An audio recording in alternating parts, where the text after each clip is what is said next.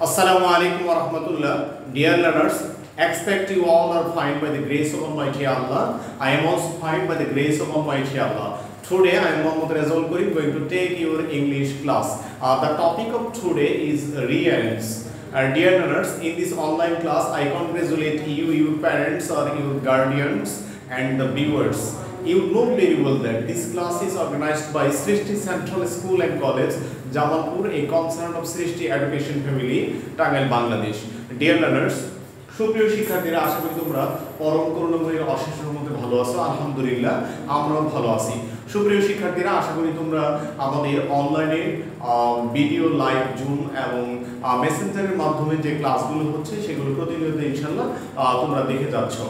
আর আরেকটা বিষয় তোমরা অবগত হয়ে গেছো অলরেডি যে আমাদের দ্বিতীয় সেমিস্টার পরীক্ষা 2021 এই মাসের 7 তারিখ থেকে অনুষ্ঠিত হবে। আর কোনো কোনো ক্লাসে রুটিন মাফিক একটু এগোপিছু আছে।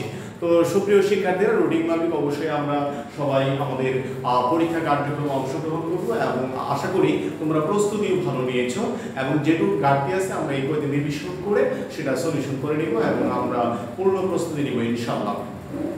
আমাদের সম্মানিত অভিভাবকদের প্রতি উদাত্ত আহ্বান থাকবে আপনারা আপনাদের স্নেহের ছেলেমেয়েদেরকে আমাদের এই দ্বিতীয় সেমিস্টার পরীক্ষা 2021 অংশগ্রহণ করাবেন এবং আপনাদের পরিচিত যদি কোনো শিক্ষার্থী যারা অনলাইন যুক্ত নেই অথবা দীর্ঘদিন ধরে বিচ্ছিন্ন অবস্থায় আছে তাদেরকেও আমাদের সাথে যোগাযোগ করিয়ে দেওয়ার চেষ্টা করবেন, আমাদের সাথে সহযোগিতা করবেন।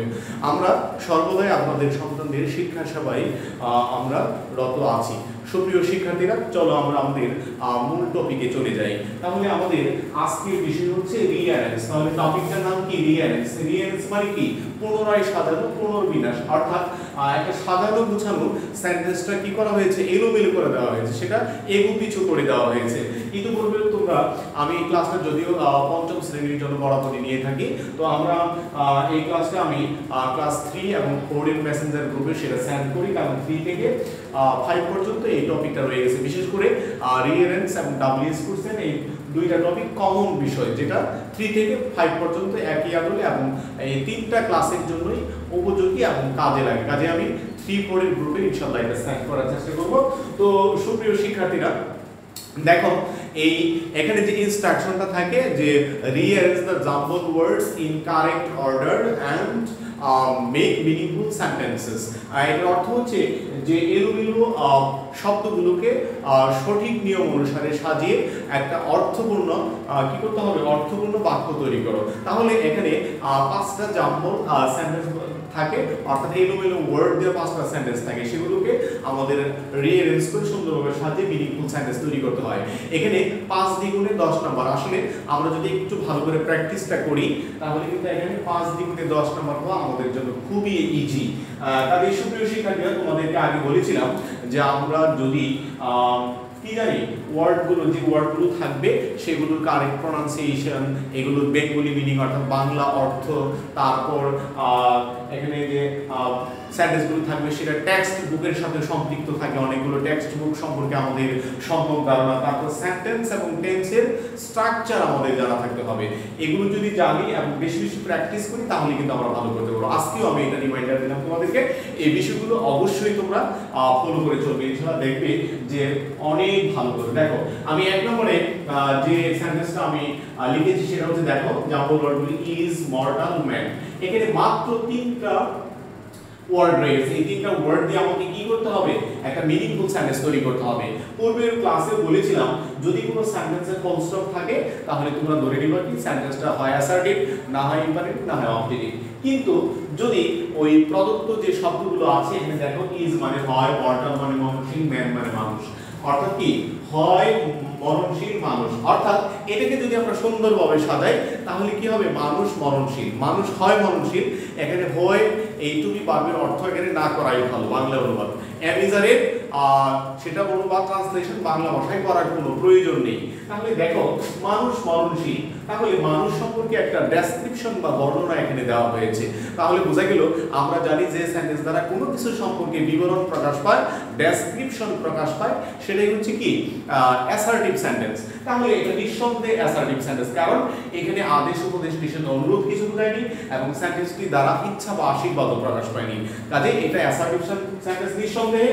তাহলে এখানে আমরা জানি অ্যাসার্টিভ সেন্টেন্সের স্ট্রাকচারটা হচ্ছে কি subject plus verb plus object. তাহলে সাবজেক্ট হিসেবে কি রয়েছে এখানে ম্যান, ম্যান মানে কি মানুষ, এখানে এম ম্যান মানুষ। দেখো এখানে আমি আরেকটা বিষয় বলেছিলাম আজকে বলতে ভুলে গেছি, যেটা হচ্ছে শুধু আমাদের কারেক্ট প্রোনাউন্সিয়েশন, ওয়ার্ড মিনিং, তারপরে কি সেন্টেন্সগুলো ট্রান্সলেশন বা অনুবাদ, তারপরে টেক্সট বুক সম্পর্কে আমাদের সম্যক ধারণা, তারপর হচ্ছে সেন্টেন্স এবং টেন্সের স্ট্রাকচার বা গঠন প্রণালী বা ডেফিনেশন, এগুলো জানতে হবে হবে তা না। আরেকটা বিষয় আছে গুরুত্বপূর্ণ, যেটা হচ্ছে কি use of capitalization and punctuation marks, অর্থাৎ বড় হাতের অক্ষর ব্যবহারের যে নিয়ম বা বিধি এবং বিরাম চিহ্ন ব্যবহার, অর্থাৎ কোথায় কমা বসবে, কোথায় ফুল স্টপ বসবে, কোথায় সেমিকোলন বসবে, কোথায় আশ্চর্যবোধক চিহ্ন বা নোট অফ এক্সক্লামেশন বা ইন্টারোগেশন মার্ক এগুলো বসবে, প্রশ্নবোধক চিহ্ন, এগুলো কিন্তু আমাদের জানা থাকতে হবে সুপ্রিয় শিক্ষার্থীরা। তাহলে অবশ্যই আমরা ইউজ অফ ক্যাপিটালাইজেশন বড় হাতের অক্ষর ব্যবহারের নিয়ম এবং ইউজ অফ পাঞ্চুয়েশন মার্কস মানে কি বিরাম চিহ্ন ব্যবহারের নিয়ম, এই দুইটা নিয়ম অবশ্যই আমাদের জানা থাকতে হবে। দেখো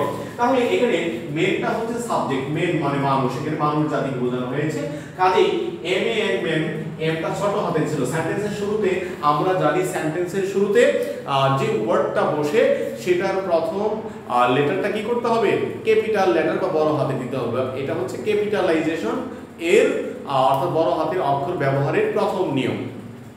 তো সুপ্রিয় শিক্ষার্থী, তাহলে এম এন, এমটা বড় হাতের, তাহলে কি ম্যান, ম্যানের পরে ভার্ব হিসেবে এখানে ইজ রয়েছে, ইজটা কি টু বি ভার্ব, তাহলে এম এর ম্যানের পরে ইজ হবে, এরপরে বড়টা হলো অবজেক্ট, অর্থাৎ এই ম্যান হচ্ছে সাবজেক্ট, সাবজেক্টের পরে ভার্ব এবং ভার্বের পরে বাকি অংশটা বসবে। তাহলে বাকি অংশ হিসেবে আছে কি মর্টাল, তাহলে কি হবে ম্যান ইজ মর্টাল, অর্থ কি মানুষ মরণশীল। তাহলে একটা অর্থপূর্ণ বাক্য হয়ে গেল। তাহলে আমরা এভাবে অর্থ এবং সেন্টেন্স এবং টেন্সের স্ট্রাকচার অনুসারে আমরা যদি কি করতে পারি, এই শব্দগুলোকে যদি সেটআপ করতে পারি, বসাতে পারি, তাহলেই কিন্তু আমাদের সলিউশনটা হয়ে গেল এবং আমরা এখানে ফুল মার্কস পেয়ে যাবো ইনশাআল্লাহ। আশা করি তোমরা সবাই এটাতে ফুল মার্কস পাবে ইনশাআল্লাহ, একটু প্র্যাকটিস করো বেশি বেশি। তাহলে এখানে ম্যান ইজ মর্টাল, এটা হচ্ছে assertive sentence, subject plus verb plus object. মেনটা হচ্ছে সাবজেক্ট, ইজটা হচ্ছে ভার্ব আর মর্টালটা হচ্ছে কি অবজেক্ট। তাহলে আমরা অ্যাসার্টিভ সেন্টেন্স দিলাম। এখন দেখি এটা কোন টেন্সে আছে। তাহলে ম্যানটা যদি সাবজেক্ট হয়, ইজটা যদি ভার্ব হয়, তাহলে ইজটা ভার্বের কোন ফর্ম, এটা হচ্ছে প্রেজেন্ট ফর্ম অর্থাৎ বেস ফর্ম। হ্যাঁ, তাহলে এটা B1, তাহলে সাবজেক্ট প্লাস B1 প্লাস মর্টালটা হচ্ছে অবজেক্ট, তাহলে subject plus B1 plus object equal two কোন টেন্স আমরা জানি, প্রেজেন্ট ইনডিফিনিট টেন্স। তাহলে প্রেজেন্ট ইনডিফিনিট টেন্স মানে কি সাধারণ বর্তমান কাল, যে ভার্বের কোনো কাজ বর্তমানে সাধারণত হয় এরূপ বোঝালে তাকে ভার্বের কি বলে, প্রেজেন্ট ইনডিফিনিট টেন্স বা সাধারণ বর্তমান কাল বলে। তাহলে প্রেজেন্ট ইনডিফিনিট টেন্সের স্ট্রাকচার বা গঠন প্রণালীটা হচ্ছে সাবজেক্ট প্লাস B1 অর্থাৎ ভার্বের বেস ফর্ম অর্থাৎ প্রেজেন্ট ফর্ম প্লাস অবজেক্ট। তাহলে আমরা দুইটি দৃষ্টিকোণ থেকে আমরা স্ট্রাকচার কি করতে পারলাম, এটা মিলাতে পারলাম। কাজে এটা অ্যাসার্টিভ সেন্টেন্স এবং কি প্রেজেন্ট ইনডিফিনিট টেন্স। নেক্সট আমরা সেন্টেন্সটা আসি। দেখো এখানে প্লে, হোয়াট, দে, ডিড, তাহলে 1 2 3 4 এখানে চারটা ওয়ার্ড রয়েছে এবং শেষে কিন্তু প্রশ্নবোধক চিহ্ন রয়ে গেছে সুপ্রিয় শিক্ষার্থীরা। তাহলে দেখো প্লে, হোয়াট, দে, ডিড, প্রশ্নবোধক চিহ্ন। আমি পূর্বের ক্লাসগুলোতে তোমাদের বলেছিলাম যে যদি কোনো সেন্টেন্সে প্রশ্নবোধক চিহ্ন থাকে তাহলে নিঃসন্দেহে সেটা ধরে নিবা কি, সেটা ইন্টারোগেটিভ সেন্টেন্স। আর ইন্টারোগেটিভ সেন্টেন্স যে দুই ধরনের হয়ে থাকে সেটা আমরা পূর্বের ক্লাসগুলোতে আলোচনা করেছি। এক নম্বর হচ্ছে সেটা ইয়েস নো কোশ্চেন হতে পারে, দুই নম্বর ডাব্লিউএস কোশ্চেন হতে পারে। তাহলে দেখো এখানে যেহেতু ডাব্লিউএইচ ওয়ার্ড রয়ে গেছে, কাজে এটা ডাব্লিউএস কোশ্চেনের একটা সেন্টেন্স অর্থাৎ ইন্টারোগেটিভ সেন্টেন্স। তাহলে এখানে দেখো আমরা তারপর অক্সিলারি ভার্ব হিসেবে ডিড রয়ে গেছে আর এখানে সাবজেক্টটা দেয়া আছে, প্লেটা হচ্ছে ভার্ব। তাহলে দেখো এখানে কি কি আছে আমরা যদি সাজাই, যে হোয়াট প্লাস অক্সিলারি ভার্ব, ডিডটা হচ্ছে অক্সিলারি ভার্ব প্লাস সাবজেক্টটা হচ্ছে দে আর B1টা হচ্ছে প্লে। তাহলে আমরা যদি সাজাই হোয়াট ডিড দে প্লে, তারা কি খেলেছিল, তাহলে সেন্টেন্সটাকে আমরা জানি যে হোয়াট অর্থাৎ WH ওয়ার্ডটা ইন্টারোগেটিভ সেন্টেন্সে কি সেন্টেন্সের শুরুতেই বসে। তাহলে হোয়াট এর পরে অক্সিলারি ভার্ব ডিড আছে।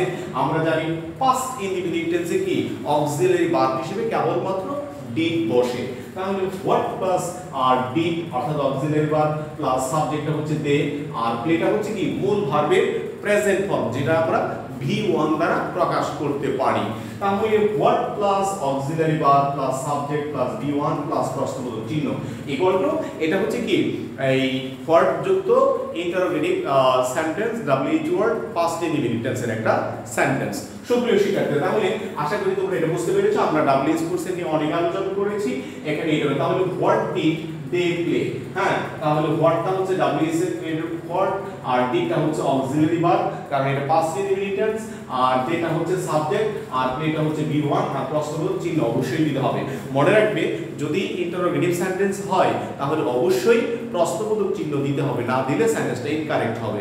আর যদি এক্সক্লামেটরি সেন্টেন্স হয় অবশ্যই আশ্চর্যবোধক চিহ্ন বা নোট অফ এক্সক্লামেশন আমাকে অবশ্যই দিতে হবে। আর assertive sentence, imperative sentence, objective সেন্টেন্সের শেষে কি ফুল স্টপ অবশ্যই ব্যবহার করতে হবে বা দিতে হবে। নেক্সট আমরা আসি আর লাইলা এন্ড বিথি ফ্রেন্ডস। দেখো এখানে 1 2 3 4 5 এখানে পাঁচটা জাম্বল ওয়ার্ড রয়েছে। এটা কিন্তু টেক্সট বুকের সাথে রিলেটেড অর্থাৎ ক্লাস 5 এর বইয়ের সাথে রিলেটেড।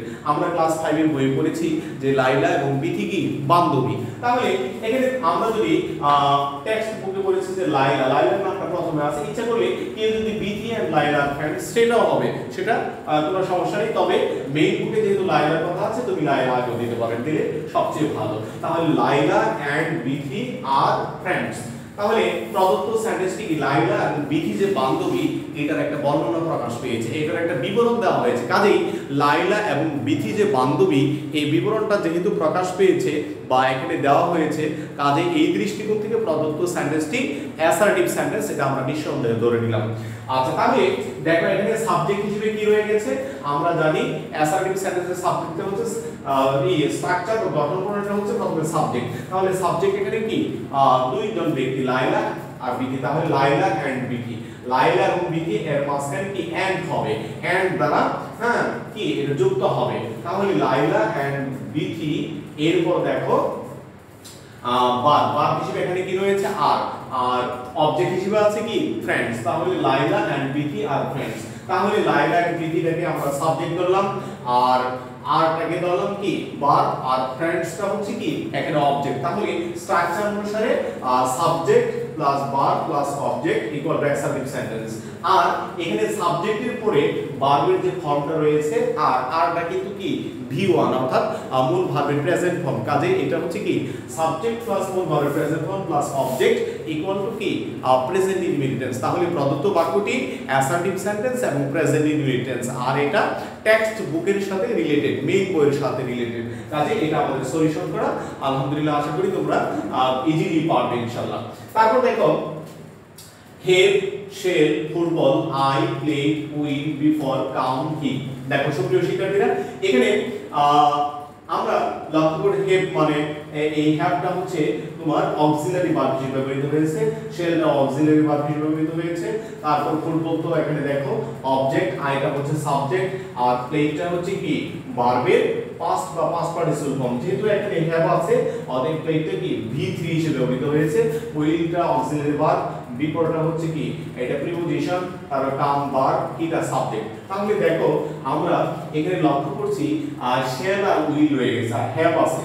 আমরা জানি যে ফিউচার ইনডিফিনিট টেন্স ভার্বের কোনো কাজ ভবিষ্যৎকালে সাধারণত হয়ে থাকবে অথবা কারো পূর্বে বা পরে সংঘটিত হবে এরকম বোঝালে বা ভবিষ্যৎকালে সংঘটিত দুটি কাজের মধ্যে যে কাজটি আগে সংঘটিত হবে সেটা হচ্ছে কি ফিউচার পারফেক্ট টেন্স আর যেটা পরে হবে সেটা ফিউচার ইনডিফিনিট টেন্স। তাহলে একই সাথে এখানে দুইটা কাজ সম্পূর্ণ আমরা দেখতে পাচ্ছি যে ফুটবল খেলা হবে আর খেলে থাকবে আর সে তার পূর্বে আসবে। তাহলে আমরা এখানে সংজ্ঞার দৃষ্টিকোণ থেকে আমরা শনাক্ত করতে পারছি যে প্রদত্ত সেন্টেন্সটি হচ্ছে কি ফিউচার পারফেক্ট টেন্স। এটা সে ফুটবল খেলে থাকবে আমি ফুটবল খেলে থাকবো তার আসার আগে তাহলে দেখো আমি আসার আগে সে আসার আগে আমি ফুটবল খেলে থাকবো, তাহলে আমার যে ফুটবল খেলাটা হবে, করে থাকবো আমি, এটা সম্পর্কে আমি একটা বিবরণ প্রকাশ করছি। তাহলে এখানে এটা কিন্তু অ্যাসার্টিভ সেন্টেন্স। আর এখানে স্ট্রাকচার অনুসারে প্রদত্ত সেন্টেন্সটি হচ্ছে কি ফিউচার পারফেক্ট টেন্স। এই প্রদত্ত সেন্টেন্সটি হচ্ছে কি ফিউচার পারফেক্ট টেন্স, কারণ ফিউচার পারফেক্ট টেন্সের সংজ্ঞা স্ট্রাকচারটা আমরা জানি সাবজেক্ট প্লাস শ্যাল হ্যাভ বা উইল হ্যাভ প্লাস V3। এরপরে যদি বিফোর বা আফটার থাকে সেগুলো আমাদের দিতে হবে, অর্থাৎ বিফোরের আগে একটু হচ্ছে পারফেক্ট টেন্স, যে কোনো পারফেক্ট টেন্স, যে কোনো সাধারণ পারফেক্ট টেন্স বিফোরের আগে, আর আফটারের পরে হচ্ছে কি পারফেক্ট টেন্স ব্যবহৃত হয়। এখানে বিস্তারিত আলোচনা পরবর্তী ক্লাসে আমরা করতে পারবো ইনশাআল্লাহ, কারণ তোমাদের কাছে অনেকে যদি তোমরা এই ফিউচার পারফেক্ট টেন্সের ডেফিনেশন বা সংখ্যাটা লক্ষ্য করো এবং এটার যে স্ট্রাকচার বা গঠন প্রণালী আছে, তাহলে কিন্তু তোমাদের কাছে এটা বোধগম্য হয়ে যাবে ইনশাআল্লাহ। তাহলে আমরা জানি সাবজেক্ট প্লাস শ্যাল হ্যাভ বা উইল হ্যাভ প্লাস V3, অর্থাৎ মূল পরের পাস্ট পার্টিসিপল ইকুয়াল টু কি ফিউচার পারফেক্ট টেন্স। তাহলে I shall have played football, এরপর যদি বিফোর বা আফটার থাকে, তাহলে এখানে যেহেতু বিফোর আছে, বিফোরের পরে কি হবে এখানে দেখো, তাহলে I shall have played football before he will come, যে সে আসার পূর্বে আমি ফুটবল খেলে থাকবো। এখানে এই প্রদত্ত সেন্টেন্সটি যেহেতু এখানে শেল আছে, আমরা জানি সাধারণত আই এর উপরে শেল বা উই এর উপরে শেল ব্যবহার করা হয়, কাজেই আমরা এটাকে অন্যভাবে যদি করি যে এটা দিলে হবে, যেমন he will have played football before I shall come, এভাবে দিলেও কিন্তু কোনো সমস্যা নেই। এই সেন্টেন্সটাকে যদি আমরা সাবজেক্ট উল্টো করে লিখি তাহলেও কোনো সমস্যা নেই। কিভাবে সুপ্রিয় শিক্ষার্থীরা, যেমন he will have played football before I shall come, যে আমি আসার আগে সে ফুটবল খেলে থাকবে। এভাবে কিন্তু সেন্টেন্সটাকে আমরা স্ট্রাকচার অনুসারে আমরা কি করতে পারি, সেট আপ করতে পারি। তাহলে দুই ভাবে সেট আপ করা যায়। এক কথায় যে প্রদত্ত সেন্টেন্সটি হচ্ছে কি ফিউচার পারফেক্ট টেন্সের একটি সেন্টেন্স, আর এটা যেহেতু খেলাধুলা সম্পর্কে আমি বা সে খেলে থাকবে, এটা সম্বন্ধে যেহেতু বিবরণ প্রকাশ পেয়েছে, কাজে প্রদত্ত সেন্টেন্সটি অ্যাসার্টিভ সেন্টেন্স, আর সাবজেক্টের পরে যেহেতু শ্যাল হ্যাভ বা উইল হ্যাভ আছে, কাজে প্রদত্ত সেন্টেন্সটি হচ্ছে কি ফিউচার পারফেক্ট টেন্স। সুপ্রিয় শিক্ষার্থীরা, আশা করি তোমরা বুঝতে পারছো। এরপর দেখো 5 নাম্বার, আজকে এই লাস্ট নাম্বার যে সেন্টেন্সটা আছে, এখানে জাম্বল ওয়ার্ডগুলির মধ্যে রয়েছে independent, Bangladesh, is, country, and. দেখো তাহলে ইন্ডিপেন্ডেন্ট মানে কি স্বাধীন, ইন্ডিপেন্ডেন্ট মানে কি স্বাধীন, বাংলাদেশ তো আমাদের দেশের নাম, ইজ মানে হয় কান্ট্রি মানে দেশ, তাহলে স্বাধীন বাংলাদেশ হয় দেশ, আর এন্ড মানে একটি। তাহলে বোঝা গেল কি যে বাংলাদেশ একটি স্বাধীন রাষ্ট্র বা স্বাধীন দেশ। তাহলে বাংলাদেশের সম্পর্কে একটা বিবরণ প্রকাশ পেয়েছে, এটা অ্যাসার্টিভ সেন্টেন্স। এখানে দেখো সুপ্রিয় শিক্ষার্থীরা, তাহলে এখানে সাবজেক্ট হিসেবে কি রয়েছে বাংলাদেশ। হ্যাঁ, তাহলে আমরা প্রদত্ত সেন্টেন্সটি ধরে নিলাম অ্যাসার্টিভ সেন্টেন্স। তাহলে অ্যাসার্টিভ হলে প্রথমে সাবজেক্ট, তাহলে বাংলাদেশ হচ্ছে সাবজেক্ট, আর ইজটা হচ্ছে কি ভার্ব, আর অ্যান ইন্ডিপেন্ডেন্ট কান্ট্রিটা হচ্ছে কি এখানে অবজেক্ট। তাহলে Bangladesh is an independent country, যে বাংলাদেশ একটি স্বাধীন রাষ্ট্র। আশা করি আমাদের 3 থেকে 5 পর্যন্ত যে শিক্ষার্থী রয়েছে, তোমরা বাংলাদেশ যে একটি স্বাধীন দেশ, এটা নিয়ে আশা করি তোমরা তোমাদের অনেকই মুখস্থ আছে। তবে আমরা মুখস্থ করব না, আমরা কি স্ট্রাকচার বা গঠন প্রণালী অনুসারে সেটা সেট আপ করার চেষ্টা করব, যে Bangladesh is an independent country. হ্যাঁ, যে বাংলাদেশ একটি স্বাধীন রাষ্ট্র। তাহলে প্রদত্ত সেন্টেন্সটি বাংলাদেশ হচ্ছে সাবজেক্ট, ইজটা হচ্ছে ভার্ব, আর অ্যান ইন্ডিপেন্ডেন্ট কান্ট্রি হচ্ছে অবজেক্ট। তাহলে subject plus verb plus object equal to কি অ্যাসার্টিভ সেন্টেন্স। আর এটা বাংলাদেশ সাবজেক্টের পরে ইজটা হচ্ছে V1, অর্থাৎ ভার্বের বেস ফর্ম। কাজেই subject plus V1 plus object equal to কি প্রেজেন্ট ইনডিফিনিট টেন্স। তো আজকে প্রায় ম্যাক্সিমাম এখানে আমি অ্যাসার্টিভ সেন্টেন্স এবং প্রেজেন্ট ইনডিফিনিট টেন্স নিয়ে আলোচনা করেছি। আরেকটা আছে ফিউচার পারফেক্ট টেন্স, আরেকটা হচ্ছে পাস্ট ইনডিফিনিট টেন্সের WH কোশ্চেন। আজকে যে টপিকগুলো আলোচনা করলাম, আশা করি তোমরা এগুলো বাসায় আরেকটু প্র্যাকটিস করবে। তোমাদের সবার কাছে কমিউনিকেটিভ গাইড রয়েছে, সেখান থেকে আমাদের যে এক্সারসাইজগুলো রয়েছে সেগুলো বেশি বেশি এক্সারসাইজ করার চেষ্টা করবে, তাহলে যতই এক্সারসাইজ বা অনুশীলন করবে ততই তোমাদের কাছে কিন্তু ইজি হবে। এরপরও যদি কোনো সমস্যা হয় আমাদের ফোন নাম্বার তোমাদের কাছে রয়েছে, কোনো সমস্যা হলে আমাদের সাথে ফোনে যোগাযোগ করবে, অথবা নোটপত্র বা পরীক্ষার রুটিন অথবা শর্ট সিলেবাস বা এগুলোর জন্য যদি তোমরা বিদ্যালয়ে স্বাস্থ্যবিধি মেনে আসো তখনও সাক্ষাতে আমাদের সাথে কথা বলে সেগুলো সলিউশন করে নিতে পারবে। সুপ্রিয় শিক্ষার্থীরা, তাহলে আজকে যে টপিকগুলো আমরা আলোচনা করলাম, এখানে 5টা সেন্টেন্স। 1 নম্বর হচ্ছে ম্যান ইজ মর্টাল, মানুষ মরণশীল, অ্যাসার্টিভ সেন্টেন্স, প্রেজেন্ট ইনডিফিনিট। 2 নম্বর হচ্ছে হোয়াট ডিড দে প্লে, এটা ডাব্লিউ ইউজ করছেন এবং পাস্ট ইনডিফিনিট। তারপরে 3 নম্বর হচ্ছে Laila and Bithi are friends, এটা টেক্সট বুকের সাথে সম্পৃক্ত, এটা অ্যাসার্টিভ সেন্টেন্স, প্রেজেন্ট ইনডিফিনিট। তারপর I shall have played football because he will come, তাহলে এটা অ্যাসার্টিভ সেন্টেন্স এবং ফিউচার পারফেক্ট টেন্স। তারপর Bangladesh is an independent country, Bangladesh একটি স্বাধীন রাষ্ট্র, এটা অ্যাসার্টিভ সেন্টেন্স এবং প্রেজেন্ট ইনডিফিনিট। আশা করি আজকের ক্লাস থেকে অবশ্যই তোমরা আরেকটু রিপিট করতে আলোচনা শুনলে এবং তোমাদের সামনের যে পরীক্ষায় যে আমরা আমাদের 3, 4, 5 এর যে রিয়ারেঞ্জের টপিকটা ইনশাআল্লাহ থাকবে পরীক্ষায়, আশা করি তোমরা শতভাগে এখানে মার্ক পাবে। তোমরা চর্চা চালিয়ে যাও এবং পরীক্ষার সবগুলো সাবজেক্টে আমাদের ভালো করতে হবে, সেই ভালো করার প্রত্যাশায় রাখছি। আশা করি তোমরা ভালো করবে এবং আমাদের পরীক্ষাগুলো দিবে। পরিশেষে মহান আল্লাহ পাক রাব্বুল আলামিন তোমাদের সবাইকে সুস্থ রাখুন, আমাদেরকে সুস্থ রাখুন এবং স্বাভাবিক অবস্থায় ফিরিয়ে দিন, এই প্রত্যাশা কামনা করে, এই দোয়া কামনা করে এখানেই শেষ করছি। আসসালামু আলাইকুম ওয়া রাহমাতুল্লাহি ওয়া বারাকাতুহু।